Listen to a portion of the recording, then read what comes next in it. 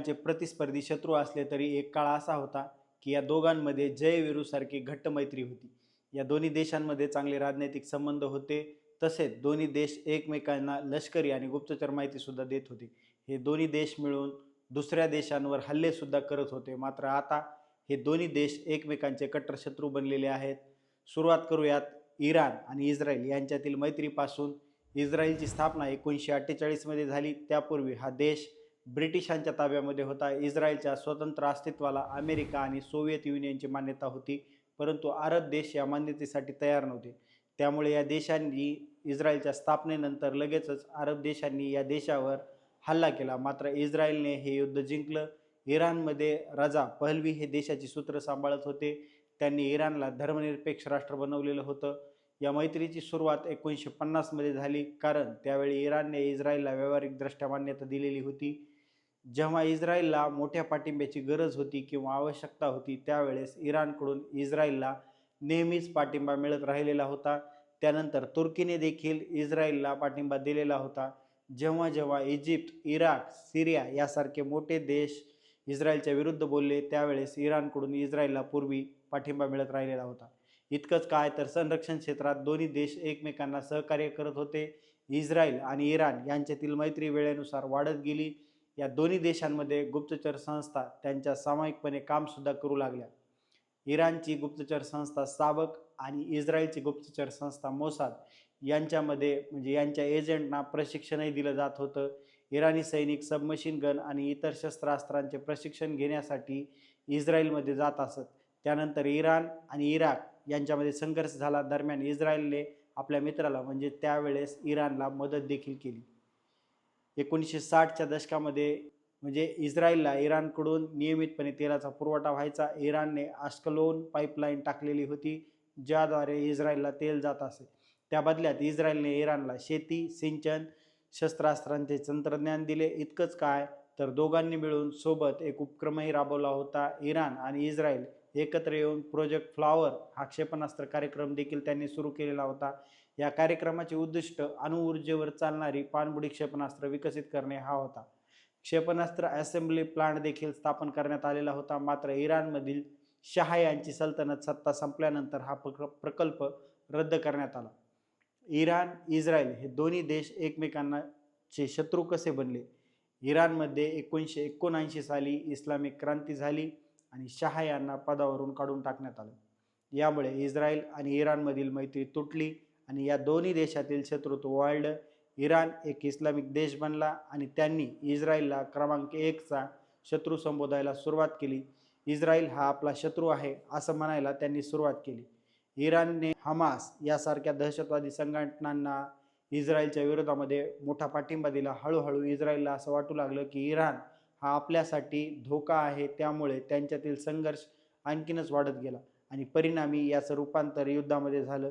सुरुवातीचे दिवस 1967 मध्ये अमेरिकेच्या आयटम फॉर पीस या कार्यक्रमाअंतर्गत इराणने आपल्या तेहरान संशोधन केंद्राचा अणुभट्टीचा ताबा घेतलेला होता. 1979 मध्ये शाह मोहम्मद रजा पहलवी यांना गंभीर आजारी झाले. त्यांच्या विरुद्ध निदर्शने मोठ्या प्रमाणामध्ये वाढली आणि त्यांना इराणमधून पळ काढावा लागला. अमेरिका आणि इस्रायल यांच्याशी शाह यांनी आर्थिक आणि सुरक्षा संबंध कायम ठेवलेले होते, परंतु आयातुल्ला रोहिल्ला खोमेनी हे तेहरानला परतले आणि इस्लामिक क्रांतीने त्यांना सत्तेवर आणले. विद्यार्थ्यांनी तेहरानमधील युनायटेड स्टेट्स दूतावासाचा ताबा घेतला होता, ज्यामुळे 444 दिवसांच्या ओलीस संकटाची सुरुवात झालेली होती. आंतरराष्ट्रीय दबावाखाली इराणने अणुकार्यक्रम निष्प्रभ झाला किंवा थांबवला. इराणची नवीन धर्मशाही इस्रायलला एक प्रमुख शत्रू म्हणून ओळखू लागली. ऑगस्ट 2002 मध्ये इराणी विरोधी गटाने इराणच्या गुप्त नतांज अणुसंवर्धन केंद्राचा खुलासा केला. हळूहळू इराण आणि इस्रायल यांच्यामधला संघर्ष वाढू लागला. 2020 मध्ये इराणला अणुअस्त्र विकसित करण्यापासून रोखण्यासाठी 2015च्या अणुअस्त्र कराराचे विघटन झाल्यानंतर इराणच्या कथित अणुअस्त्र कार्यक्रमाविरुद्ध इस्रायलने लक्षणीयरित्या हल्ल्यामध्ये वाढ केली. जुलै 2020 मध्ये इराणच्या नतांज अणुसंवर्धन केंद्रावर सेंट्रीफ्यूज उत्पादन यंत्राचे तुकडे झाले. इराण या हल्ल्याचा दोष इस्रायलवर लावला. 2020 मध्ये तेहरान बाहेर कारमधून प्रवास करत असताना इराणचे एक वरिष्ठ अधिकारी अणुशास्त्रज्ञ मोहसेन फखरीजादे यांची रिमोट कंट्रोलने मशीन गनने हत्या करण्यात आली. 2000च्या दशकात इराणच्या लष्करी अणुकार्यक्रमाची स्थापना करणाऱ्या या शास्त्रज्ञाला मारण्यासाठी इस्रायलने इलेक्ट्रॉनिक उपकरणांचा वापर केल्याचा आरोप इराणी सुरक्षा अधिकाऱ्यांनी केला. एप्रिल 2021 मध्ये नतांजमधील भूमिगत अनुसंधान केंद्रांवर हल्ला झाला. इराणने इस्रायलला या हल्ल्याला जबाबदार धरले, परंतु इस्रायली माध्यमांनी मोठ्या प्रमाणामध्ये वृत्त दिले आहे की सरकारने सायबर हल्ला केला, ज्यामुळे सुवेदेवर ब्लॅकआउट झाला. 16 एप्रिल 2021 मध्ये 60% युरेनियम समृद्ध करण्याची सुरुवात इराणने केलेली होती. त्याची ही आत्तापर्यंतची सर्वोच्च शुद्धता केली होती. जर इराणने 90%च्या आसपास युरेनियम शुद्ध केलं असतं तर ग्रेड पातळीपासून एक तांत्रिक पाऊल पुढे म्हणजेच त्यांच्यापासून अणुबॉम्बची निर्मिती करता आली असती.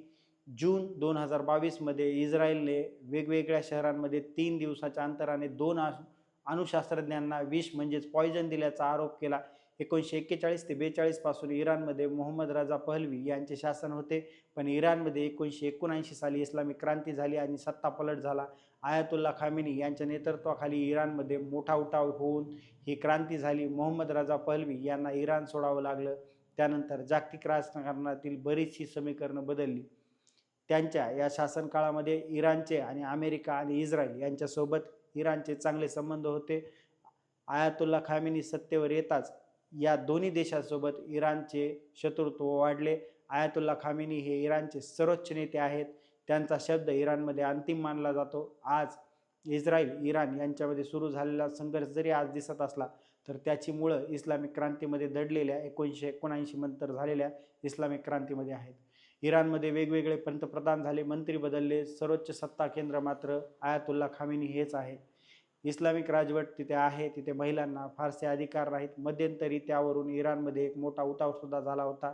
इस्रायलने इराणवर हल्ला करताना त्यांना अण्वस्त्र विकसित करण्यापासून रोखणं हे कारण दिलं असलं तरी इराणमध्ये सत्ता बदल करणं हा सुद्धा इस्रायल अमेरिकेचा एक मुख्य उद्देश आहे. अमेरिकेचे धोरण असे आहे, त्यांना जगातल्या कुठल्याही देशामध्ये त्यांच्या मर्जीचा शासक हवा असतो. तो नसेल तर ते अमेरिका त्या देशाला सुखाने राहू देत नाही. याला इराणसुद्धा अपवाद नाही. अमेरिकेला मध्य पूर्वमध्ये विशेष रस असण्याचं कारण म्हणजे तेल. सौदी अरेबिया, कतर, संयुक्त अरब, इराक हे तेल संपन्न देश आहेत. आज या ठिकाणी अमेरिकेचे वर्चस्व मान्य करणारे शासक आहेत. फक्त इराण एकमेव असा देश आहे जो अमेरिकेला विरोध करत असतो किंवा अमेरिकेच्या वर्चस्वाला मान्य करत नाही. हीच गोष्ट अनेक दशकांपासून अमेरिकेला सुद्धा खुपत आहे. मागच्या अनेक वर्षात शक्य त्या सर्व मार्गाने इराणला त्रास देण्याचा, त्यांची प्रगती रोखण्याचा प्रयत्न अमेरिकेने केलेला आहे आणि त्यामध्ये ते यशस्वी सुद्धा झाले आहेत. अमेरिकेच्या मनासारखा शासक नाही आहे म्हणून मागच्या 4.5 दशकापासून अमेरिकेनं त्यांच्यावर अनेक प्रकारची निर्बंध लादली. त्यांची आर्थिक आणि लष्करी आघाडीवर कोंडी करण्याचा प्रयत्न अमेरिकेने केला. इराणच्या तेलावर अमेरिकेचा डोळा आहे.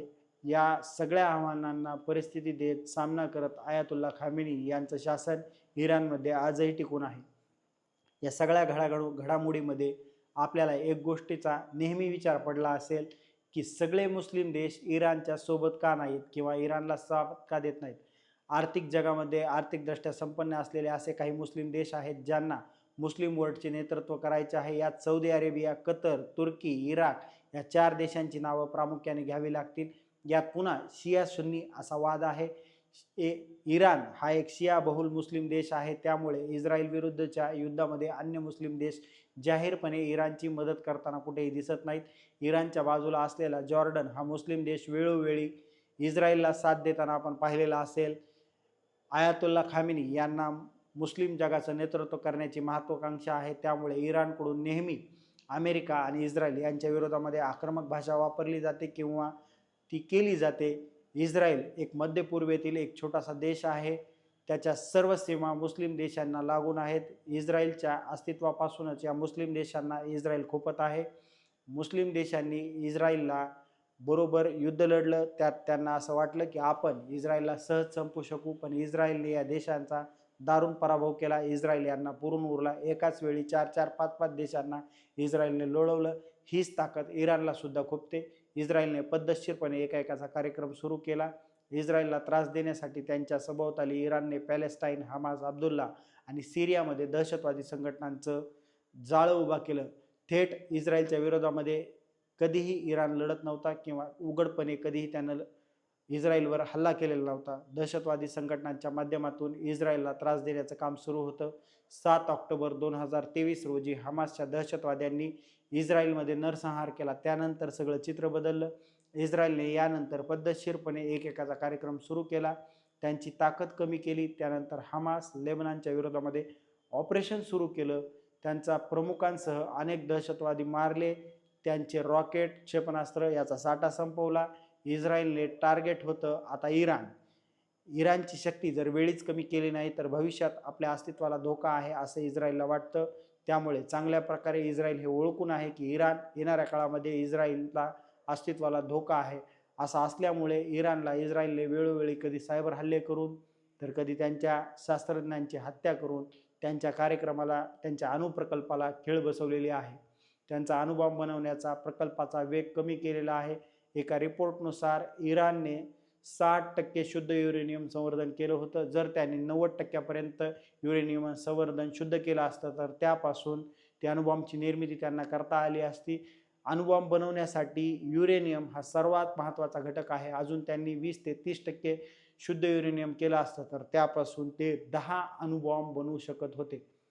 त्यांच्यावर हल्ला केल्याचं इस्रायल सांगितलं असलं, इराणने याच कारणामुळे त्यांच्यावर हल्ला केल्याचं जरी सांगितलं असलं तरी युद्धामध्ये सीज फायर झाला आहे असं अमेरिकेचे राष्ट्राध्यक्ष डोनाल्ड ट्रम्प यांनी घोषणा केलेली आहे. परंतु हा सीज फायर कोणत्या अटीवर, कोणत्या शर्तीवर, कोणत्या कारणानं करण्यात आलेला आहे याचा खुलासा आणखीन झालेला नाही. इस्रायल आणि इराण यांच्यामध्ये पुन्हा युद्ध होणार नाही का?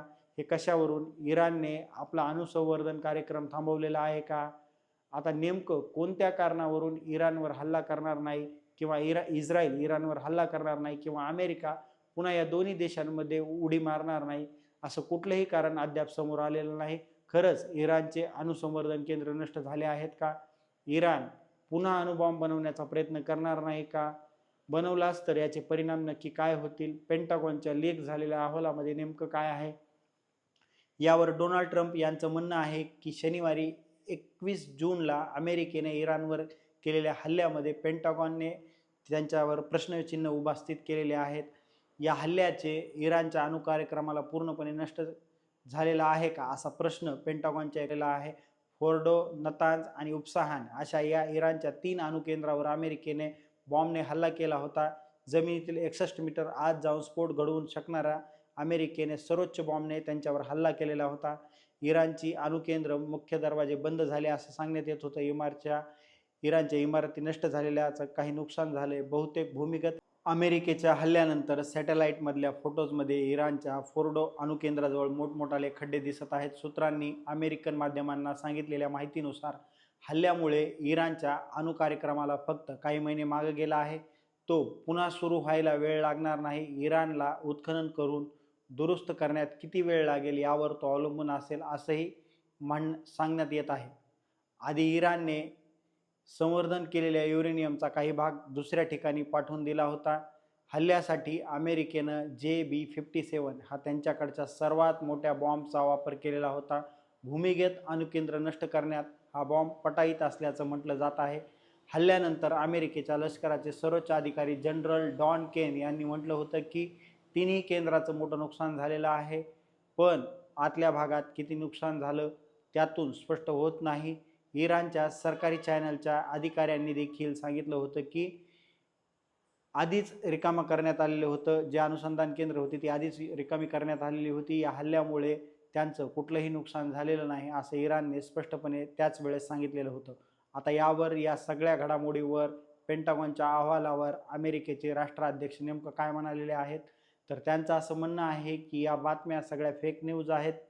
सोशल मीडिया प्लॅटफॉर्मवर बोलताना न्यूयॉर्क टाइम्सला दिलेल्या वृत्तामध्ये त्यांनी सांगितलेलं आहे की या बातम्या सगळ्या फेक न्यूज आहेत. इतिहासातील यशस्वी हल्ल्यांपैकी एक असलेल्या घटनेची बदनामी करण्याचा हा प्रयत्न आहे. ट्रम्प म्हणालेले आहेत की या प्रकरणात ट्रम्प यांनी सोशल मीडियावरून पश्चिम आशियासाठी अमेरिकेचे विशेष दूत म्हणून काम करणाऱ्या स्टीव्ह यांचा एक व्यक्तिशः त्यांनी स्वतः एक व्हिडिओ शेअर केलेला आहे. स्टीव्ह विटकॉक यांच्या फॉक्स न्यूज वृत्तसंस्थेला दिलेल्या मुलाखतीचा व्हिडिओ ट्रम्प यांनी शेअर केलेला आहे. त्यांनी लिहिलेलं आहे की स्टीव्ह विटकॉक म्हणतात की आम्ही अणुकेंद्रांवर 12 बंकर ब्लस्टर बॉम्ब टाकले आहेत. त्या बॉम्ब हल्ल्याने केंद्राच्या सुरक्षेला भेदून संपूर्ण उद्ध्वस्त केलं असणार, याबद्दल आमच्या मनामध्ये काहीही शंका असण्याचं कारण नाही.